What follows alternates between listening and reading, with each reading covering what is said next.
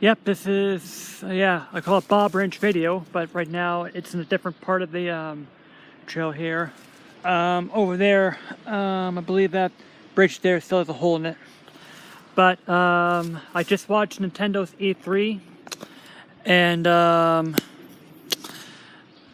I have to say it's a direct opposite of Electronic Arts. So a lot of people were saying that Nintendo dominated E3, and I actually already felt that way after like this. They showed off the guns. They showed off. They started off with like Dragon Quest that's coming in with Super Smash Brothers. Yeah, it's kind of like a DLC for Super Smash Brothers. But I have to say that everything, I think Nintendo is, they just dominated. I mean, this is like actually the opposite of EA Play. They showed off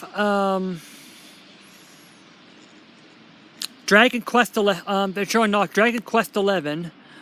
Which is they're bringing back. They're bringing back Dragon Warrior to a Nintendo system, which I'm pretty excited about that, and it presented a pretty good way. They're also doing that as Super Smash Brothers. It's kind of like the Super Smash Brothers is actually kind of like a platform to bring all these characters over and then fight them off here. Now, the thing about Super Smash Brothers right now is I believe they're now opening up the third-party DLC.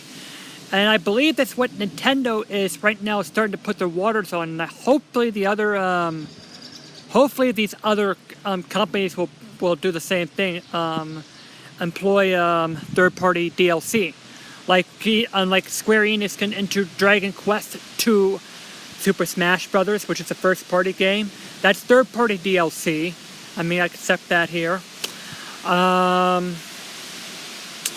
But yeah, I mean, they didn't show Mario Maker 2, which is, I mean, they're showing it outside the thing here. But they showed off Pokemon, and they showed off Pokemon. Well, but I have to say that some of the games are right now looking forward to, and but I think that Nintendo has really finally. The Switch is selling well today. It was selling well before, but now the reason why the Nintendo Switch is still selling well is because the Switch is repeating the PS2. The Switch is actually like kind of repeating the 4th, 5th, and 6th generations, and this is what Nintendo. I have to say that the Nintendo Switch is going back to the good old days of the golden days of gaming, and on top of that, we're going to sprinkle in Secret of Mana, those new Final Fantasy games, and the stuff that, they're bringing all these great, this E3, there's also bringing in those new, and also the Switch is right now being viewed as like the new Nintendo, and you can actually call the viewed as the new Nintendo Entertainment System right now. Like there's all sorts of classic style games coming into it. We got Platigo, which is a it's on E3, but it was just released here. There's Platigo, which is basically a Mario Maker style game. It's a platformer maker here, so it's kind of like Super Mario Maker, like that. I've downloaded that. There's all these classic games coming to the Switch, and that, and plus these new games that are, I'm really looking forward to these new games. The only gripe with the new game is Legend of Zelda Link's Awakening's remake. How is that $60 if it's just like a top-down? They should price that at $40. $40 or less. All right, $30, $40. That's how much Link's Awakening is to me. But a $60 price point for that is, I think that's asking too much for it here. But at the and then especially at the end of the things, they're not just doing the DLCs; they're doing a full-on sequel to Legend of Zelda: Breath of the Wild. It's a teaser trailer, and so yeah, I mean the Nintendo Switch now is going through a PS2 or Super NES syndrome, and I think it's going through a good syndrome right now. The PlayStation 2 era or Super Nintendo, it's like the mix between the Super Nintendo and the PS2 era games.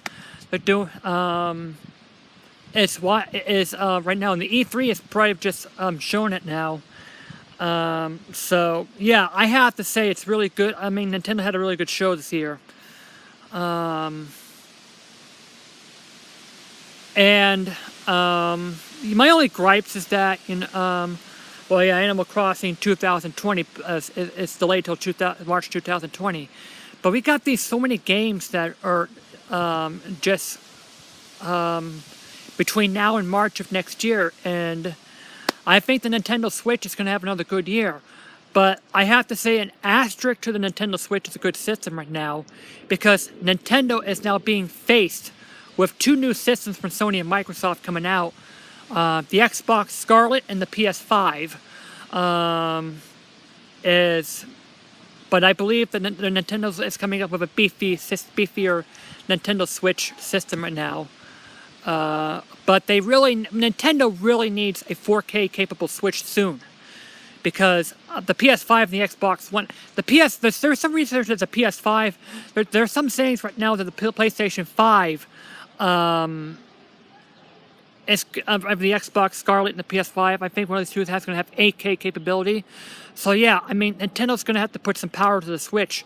But I have to say that Nintendo, I think, is going to be the winner thus far of this year's E3. Of course, Sony is not there, but yeah. That's what I have to say about Nintendo's E3 this year. Going back to EA's press conference, it was such a train wreck that people graded Sony higher than Nintendo. No, excuse me. People graded Sony higher than EA. No, not Nintendo, EA. Sony's higher than EA. Nintendo's better. But, yeah.